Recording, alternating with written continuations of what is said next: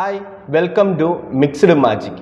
ഇന്ന് നമ്മൾ സംസാരിക്കാൻ പോകുന്ന ഒരു ടോപ്പിക് എന്ന് പറഞ്ഞാൽ എക്സ്റ്റൻഡഡ് വാറണ്ടിയാണ്. അപ്പം എല്ലാവർക്കും ഒരു സംശയമുണ്ട്, നമ്മൾ വണ്ടി ഡെലിവറി എടുക്കുന്ന സമയത്ത് തന്നെ സ്റ്റാൻഡേർഡ് വാറണ്ടി നമുക്ക് കിട്ടാറുണ്ട്. അത് ചില മാനുഫാക്ചറിൻ്റെ അടുത്ത് ഡിപ്പെൻഡ് ആയിട്ടിരിക്കും. ചിലർ 2 വർഷം തരുന്നവരുണ്ട്, ചിലർ 3 വർഷം തരുന്നവരുണ്ട്. അപ്പം എക്സ്റ്റൻഡഡ് വാറണ്ടി വേണോ വേണ്ടയോ എന്നുള്ള ഒരു സംശയം ചിലർക്കും ഉണ്ട്. ഇപ്പം നമ്മുടെ കേസ് കേട്ട് നമ്മൾ ഹെൽത്ത് ഇൻഷുറൻസും മെഡിക്ലെയിം എടുക്കുന്ന പോലെ തന്നെയാണ് ഈ വണ്ടിയുടെ കാര്യത്തിലും ഈ എക്സ്റ്റൻഡഡ് വാറണ്ടി എന്ന് പറഞ്ഞു കഴിഞ്ഞാൽ വണ്ടിക്കകത്ത് നമുക്കറിയാം ചെറുതും വലുതുമായിട്ടുള്ള വലിയ വലിയ കമ്പോണൻറ്റുകളുണ്ട്. ചില കമ്പോണൻ്റ് എന്ന് പറഞ്ഞു കഴിഞ്ഞാൽ ഇന്നത്തെ കാലത്ത് ഒരു എക്സാമ്പിൾ ഞാൻ പറയുകയാണെങ്കിൽ ECU ആയിക്കോട്ടെ, സെക്കൻഡ് ഇന്നത്തെ കാലത്ത് പുതിയ പെട്രോൾ എഞ്ചിൻ വരുന്ന advanced version turbo charging DCT DSG ഇത് വെച്ചുള്ളതാണ്. അതിനകത്ത് ടർബോ ഫെയിൽ ആയി കഴിഞ്ഞാൽ നമ്മുടെ കയ്യിൽ ഒതുങ്ങാത്ത രീതിയിലുള്ള കോസ്റ്റ് വരും. അതുപോലുള്ള കാര്യങ്ങൾ നമുക്ക് എക്സ്റ്റൻഡഡ് വാറണ്ടി വേണോ വേണ്ടയോ, ഇതുപോലുള്ള ആൾക്കാർക്കാണ് എക്സ്റ്റൻഡഡ് വാറണ്ടി വേണ്ടത്. ഇതിനെക്കുറിച്ചാണ് നമുക്ക് ഫസ്റ്റ് സംസാരിച്ച് വരുന്നത്. എന്താണ് ഈ എക്സ്റ്റൻഡഡ് വാറണ്ടി എന്ന് നമുക്ക് ഫസ്റ്റ് പറഞ്ഞു വരാം. ഇപ്പം കാറിൻ്റെ കേസ് ആയിട്ട് എടുത്തു കഴിഞ്ഞാൽ എല്ലാ പാർട്ടിനും നമുക്ക് എക്സ്റ്റൻഡഡ് വാറണ്ടി ആപ്ലിക്കബിൾ ആയിരിക്കത്തില്ല. എക്സ്റ്റൻഡഡ് വാറണ്ടി ആപ്ലിക്കബിൾ ആയിട്ടുള്ള പാർട്സ് ഏതാണെന്ന് ചോദിച്ചു കഴിഞ്ഞാൽ mechanical, electrical, emission and transmission പാർട്ടിന് മാത്രമേ നമുക്ക് ഈ എക്സ്റ്റൻഡഡ് വാറണ്ടി ആപ്ലിക്കബിൾ ആവത്തുള്ളൂ.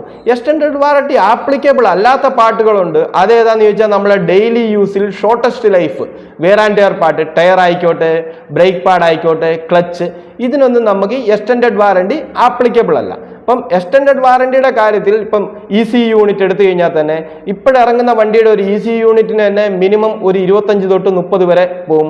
അതുപോലെ തന്നെ ടർബോ കംപ്ലൈൻറ്റ് ആയിക്കഴിഞ്ഞാൽ നമുക്ക് വെളിയിൽ കൊണ്ട് ചെയ്യാൻ വേണ്ടി പറ്റത്തില്ല. അത് നമുക്ക് ഷോറൂമിൽ തന്നെ ചെയ്യാൻ വേണ്ടി പറ്റത്തുള്ളൂ. ഷോറൂമിൽ ചെയ്യണ തന്നെ ടർബോയ്ക്ക് ഏകദേശം ഒരു 40 തൊട്ട് 50,000 രൂപ ఖర్చాവും. പിന്നെ അടുത്ത AC കംപ്രസർ പ്രോബ്ലം വരാറുണ്ട്. അപ്പം ഇതുപോലുള്ള കാര്യങ്ങൾക്കാണ് നമ്മൾ ഈ എക്സ്റ്റൻഡഡ് വാറണ്ടി എടുക്കുന്നത് തന്നെ.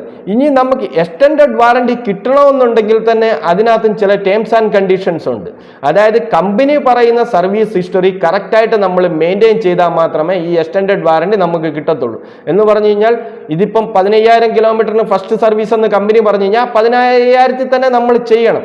അത് കഴിഞ്ഞ് മുന്നോട്ട് ചെന്ന് കഴിഞ്ഞ് കഴിഞ്ഞാൽ 16,000 ചെന്ന് കഴിയുമ്പോഴത്തേന് കമ്പനി എന്നാവും, നമ്മളെ അത് ഡിനൈ ചെയ്യും എക്സ്റ്റൻഡഡ് വാറണ്ടിക്ക്. സെക്കൻഡ്, 2 സർവീസ് നമ്മൾ ഓത്തറൈസ്ഡ് കമ്പനിയുടെ ഷോറൂമിൽ തന്നെ ചെയ്തു.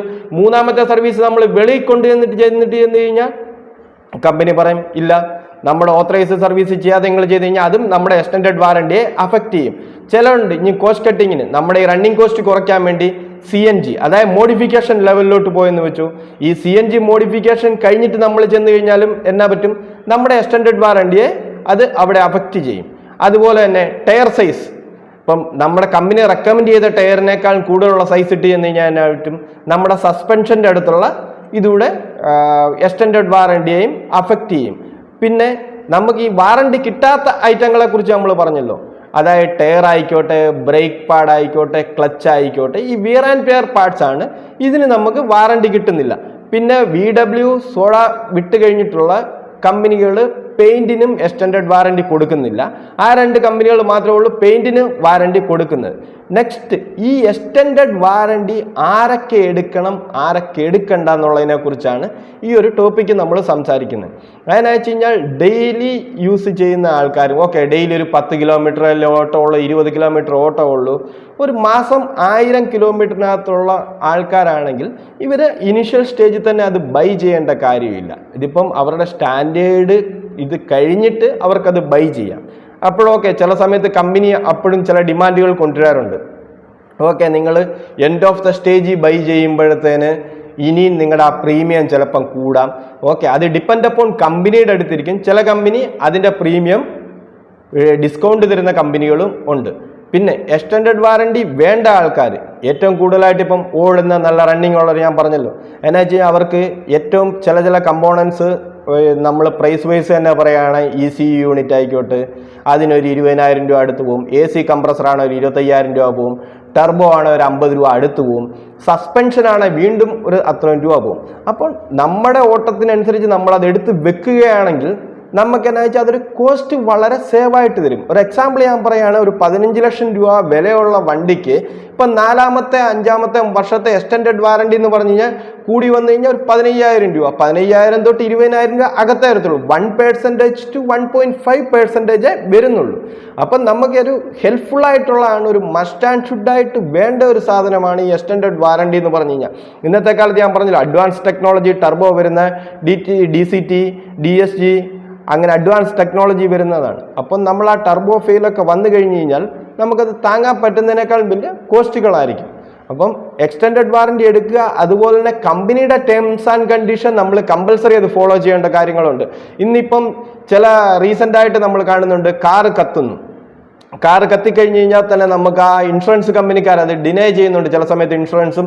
അതുപോലെ തന്നെ കമ്പനി തന്നെ നിങ്ങൾക്ക് അതിൻ്റെ വാറണ്ടി ഇൻഷുറൻസ് അതെന്നാ വെച്ചാൽ നമ്മുടെ ആഫ്റ്റർ മാർക്കറ്റ് ചില സാധനങ്ങൾ ഓക്കെ നമ്മൾ അതിനകത്ത് അപ്ഡേറ്റ് ചെയ്യും.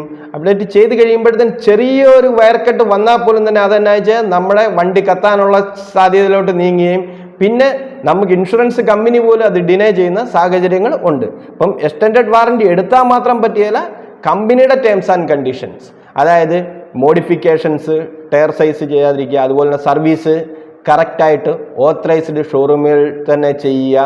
അതുപോലെ തന്നെ കമ്പനി റെക്കമെൻഡ് ചെയ്യുന്ന ടൈം പീരീഡിൽ തന്നെ, ചില കമ്പനികൾ ഇത്ര കിലോമീറ്ററിന് ഇത്ര 1 വർഷം, ഇപ്പം വോൾസ്വാഗൺ, സ്കോഡ അതൊക്കെ പറയുന്ന 1 കൊല്ലത്തിൽ ചെയ്യുക, അല്ലെ 15,000 ആ ഒരു കമ്പനിയുടെ ഗൈഡ് ലൈൻ ഫോളോ ചെയ്ത് നമ്മളിത് ചെയ്യുകയാണ്.